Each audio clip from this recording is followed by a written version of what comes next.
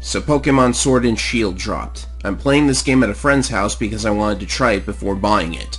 I have so far put in 18 hours and have completed the post-game storyline in 18 hours of game time. This game, in my opinion, is enjoyable. There were facets that I liked, and that was a huge relief after Dexit had instilled in me the fear that this would be a Fallout 76 situation. Thankfully, that's not nearly the case. We're still miles above a mess like that. However, Sword and Shield are also yet another example of massive potential hopelessly squandered as Pokemon games continue to be, in my opinion, always good but never great, and that's unfortunate considering how much I adore every new creature they come up with and how much the series inspires my own work. Worcester put it best when he rated the game. Pokemon game out of 10. It's Pokemon. If you like Pokemon, you'll like this. Haven't played a Pokemon game in years, or even at all, here's a great place to start. But for the series veterans who are offered a lot more content for less money and became loyal to the brand because of it, well, here's what one loyal fanboy has to say. I suppose I may as well give my final words on Dexit before getting into the actual game. Before the game came out, it was revealed that not all Pokemon from the previous game were going to be in Generation 8, which, as I've stated in previous videos, created a lot of backlash and speculation as to the implications, and what Game Freak's intentions were with this decision. I don't want to play the blame game in this video. I don't really care to speculate on who's responsible, whether it's Game Freak themselves or someone from Nintendo or the Pokemon Company. We rarely get to peek at the sausage factory to find out for ourselves. Here are the facts. There are only 400 Pokemon in Sword and Shield, less than 50% of the entire roster.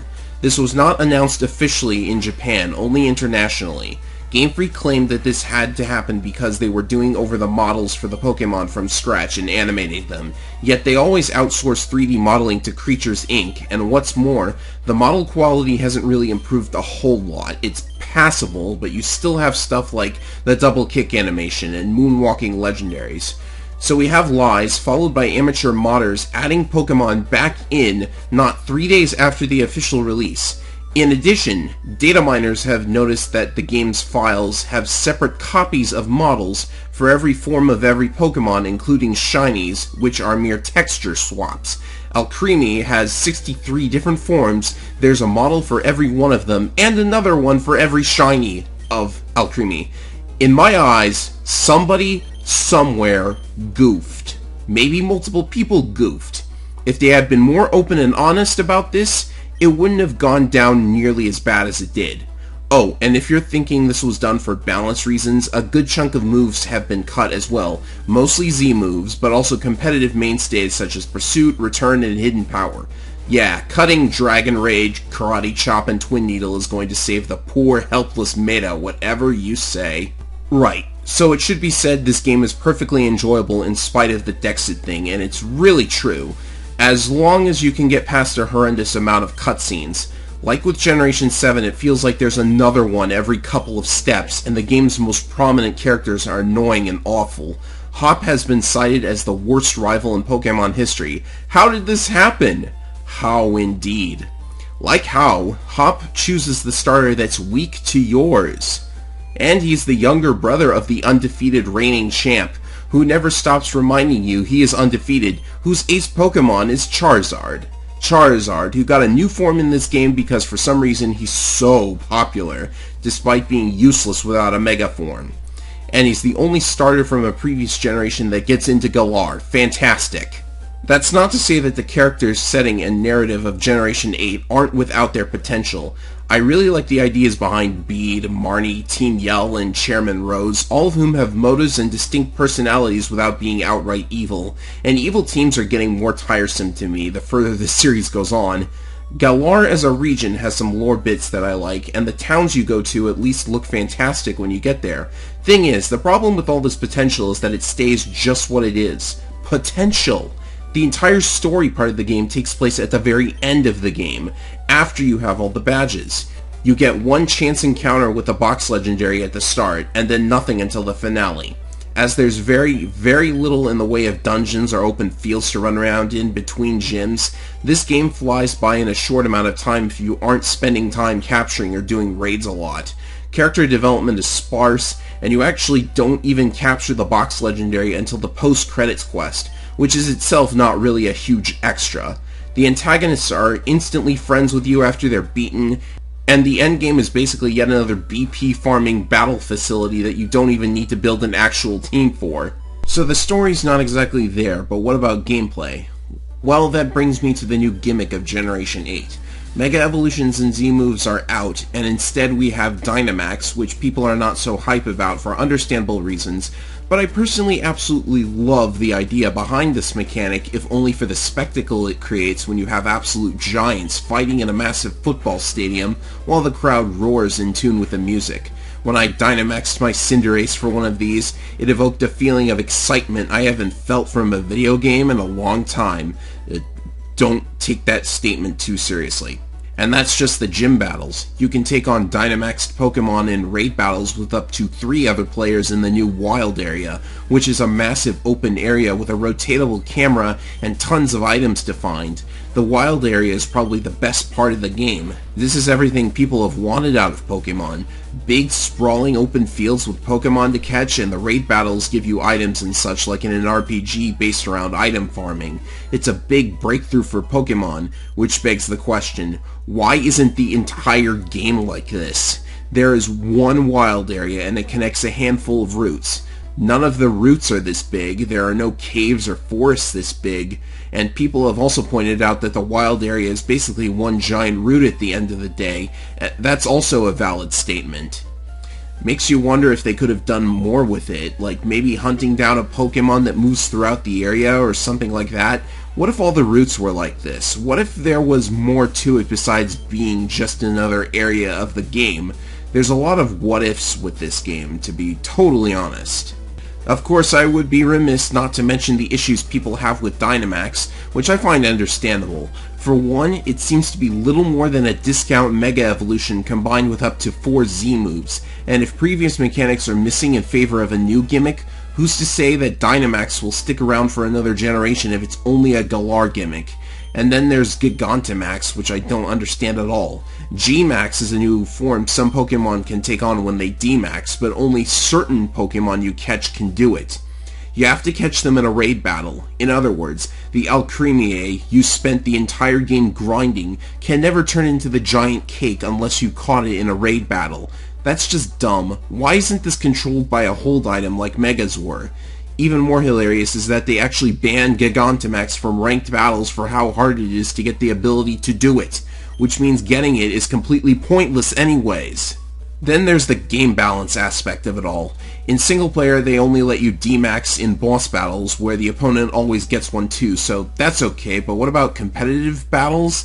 I should say that I initially liked D-max better than Mega Evolution because anybody can do it. Sorry, but Generation 6 being centralized around the best Mega in the game, as well as basically being required to have at least one of the 40-odd Megas on your team, wasn't cool. Anybody can D-max, but the issue here is that, like with Mega Rayquaza, you don't give up your hold item for it, and for 3 turns you have access to powerful moves that can actually do things like set the weather, which is a huge deal. Weather is one of the most powerful mechanics in competitive Pokemon. D-Max also cancels the usual negative effects of the choice items, which is just silly. Your max HP also doubles, which only helps your survivability. I don't know what the idea was there. In an ironic twist, the G-Max moves might not be as good as the regular D-Max moves because they don't control the weather, which is always valuable over whatever Game Freak thinks makes Charizard's G-Max powerful. Oh, and speaking of gym battles, I should probably assess a few difficulty-related functions. So a lot of people think the game is too easy, which, you know, every time I'm told it's too easy, I get my butt kicked. Makes me feel bad. Then again, I spent not a lot of time in the wild area, while others spent plenty of time there.